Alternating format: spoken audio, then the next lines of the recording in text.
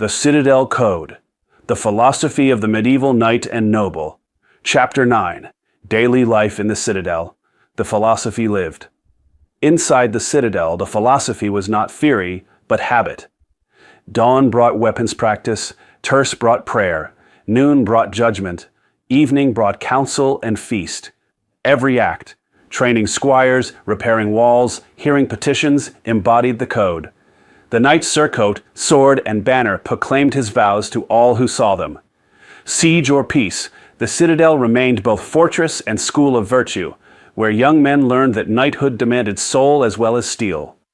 The rhythm of life within the Citadel followed the canonical hours of the church, blending military readiness, spiritual devotion, and feudal governance into a seamless whole. Long before sunrise, the watchman's horn or the tolling of the chapel bell roused the garrison. Servants stirred first, lighting fires in the kitchens and great hall, sweeping rushes from the floors, and preparing a simple morning meal of bread, ale, and perhaps cold meat left from the previous evening. The knight and noble rose with discipline, often beginning his day in the chill of the chapel for matins or early mass. Kneeling in armor or simple tunic, he offered prayers that reminded him his strength belonged to God. This act of piety anchored the entire day, reinforcing that every blow struck and every judgment rendered served a higher purpose. As light broke over the battlements, the training yard came alive. The knight, accompanied by his squires and pages, moved to the bailey or lists for weapons practice. Sword drills against wooden posts or partners sharpened reflexes honed since boyhood. Young pages, often sent to the Citadel at age 7, learned basic horsemanship and archery, while squires, typically aged 14 and upward, assisted their knight by polishing armor, cleaning weapons, and holding the lance during mounted exercises. The knight demonstrated strikes, parries, and footwork, correcting form with stern but patient instruction. "A weak arm fails your lord and your God," he might say, emphasizing that prowess without discipline invited defeat and dishonor. Horsemanship followed, riding circuits, tilting at the quintain, and practicing charges that simulated battlefield conditions. These sessions built not only physical endurance, but the courage and self-mastery central to chivalric philosophy. By mid-morning, around the hour of terce, the community gathered again for prayer. The Citadel Chapel, often a small but richly appointed space with painted walls depicting saints or biblical scenes, filled with the knight, his lord, family, retainers, and servants. Latin chants rose amid incense, and the knight renewed his commitment to defend the faith. After Mass, a more substantial meal might be taken in the Great Hall or solar. Bread, porridge, fish or meat, depending on the liturgical calendar, and wine or ale. Meals were not mere sustenance. They reinforced hierarchy and courtesy. The knight observed proper manners, ensuring juniors learned the refinement that tempered raw warrior spirit. Noon brought the serious work of governance. In the great hall, with its high ceiling, tapestries, and long tables, the knight and noble sat in council or held court. Petitions from vassals and peasants arrived, disputes over land boundaries, complaints of theft, requests for aid during hardship. The knight listened gravely, weighing evidence according to custom and canon law.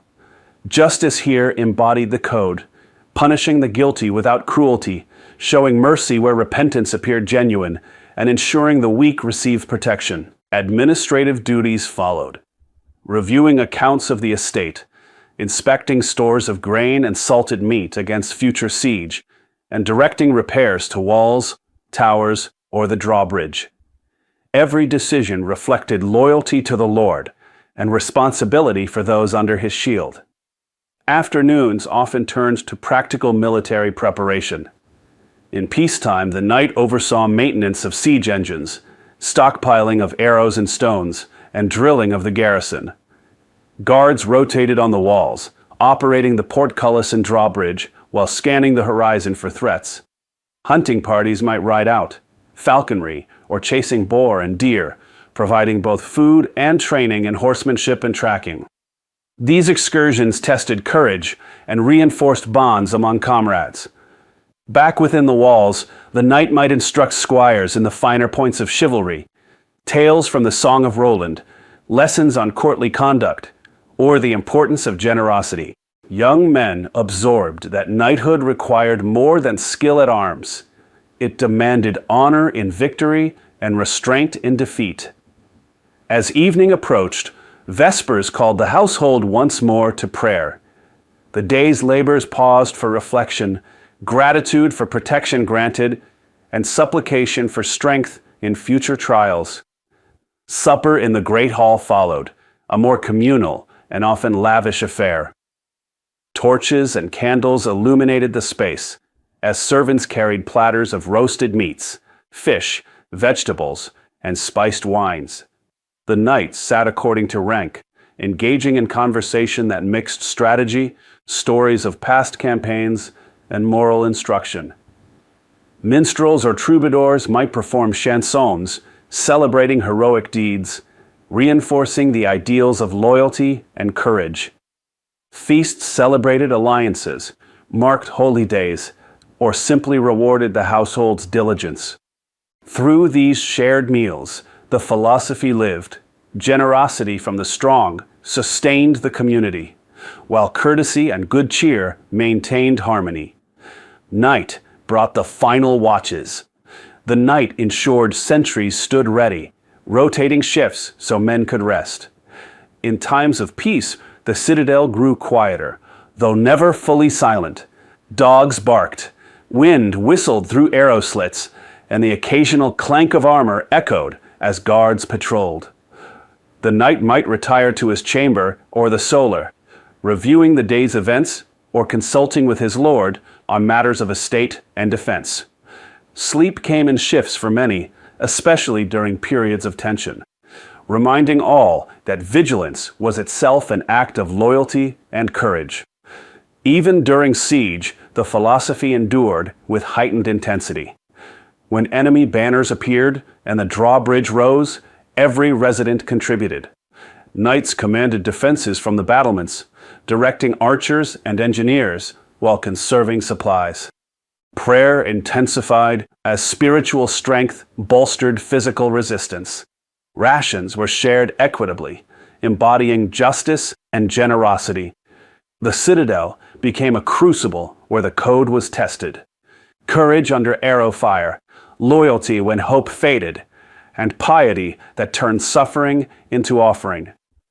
Throughout all seasons and circumstances, the citadel functioned as both fortress and school. Young pages and squires learned by observation and direct instruction. They saw the knight rise early for prayer and training, render fair judgments at noon, and preside with dignity at evening feasts. They learned that the surcoat bearing heraldic arms was no mere decoration, but a public declaration of vows, honor, loyalty, courage, and defense of the weak. Failures in conduct brought correction. Successes earned quiet approval. In this living environment, abstract virtues became concrete habits. The knight understood that his daily routine was philosophy made flesh. Weapons practice cultivated prowess for protection, not domination. Prayer aligned strength with divine will. Governance upheld justice and order. Feasts fostered community and generosity. Every repaired wall, every trained squire, every merciful judgment reinforced the central truth. The armed noble existed to serve God, Lord, and the common good. In peace he prepared for war. In war he defended the order that made peace possible. Thus the citadel stood as more than stone and timber. It was a living embodiment of chivalric philosophy, where dawn to dusk labor, spiritual observance, and feudal duty wove together into a coherent way of life. Siege or peace, the knight and noble carried the code in his heart and displayed it in every action. Here, young men learned that true knighthood required not only a strong arm, but a disciplined soul. The citadel's walls might crumble in time, but the habits formed within them, honor kept, loyalty sworn, courage shown, and the weak defended, ended as the lasting legacy of the medieval knight and noble.